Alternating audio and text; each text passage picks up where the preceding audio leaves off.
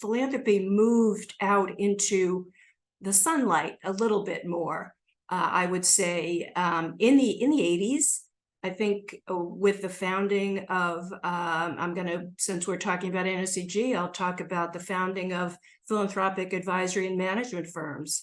Early 1980s, the Conservation Company, which is TCC Group, GMA, came on the scene, and then later in that decade, TPI was founded. And so different options for professionalizing and managing philanthropy came to be, so that if you were not a mega foundation that had your own brick and mortar operation or had your own staff, program officers, administrators, and so forth, you had other options for professionalizing your philanthropy, for having access to expertise. You may have only needed it on a part-time basis, but you had access to it on a full-time basis with the founding of these firms.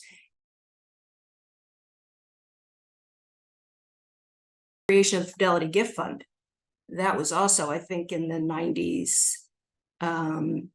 And that was the idea of a donor advised fund was not anything new, but the idea of a commercial donor advised fund was very new. And that really did change the landscape.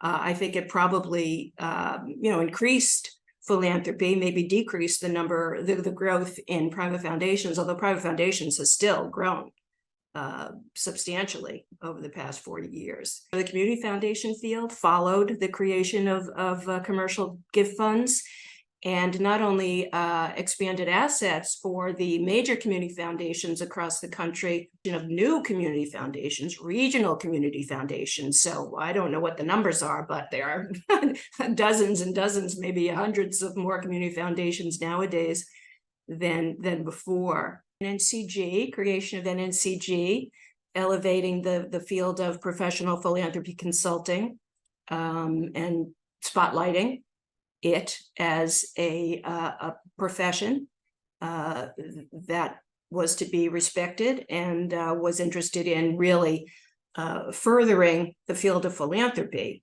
and partnering with funders.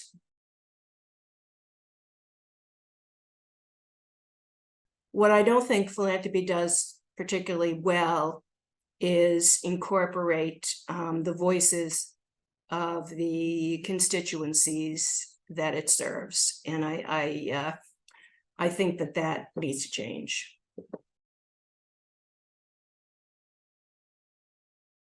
Make sure you have a good mentor who really kind of explains how important transparency is, and who explains how important how the foundation is not the only client here.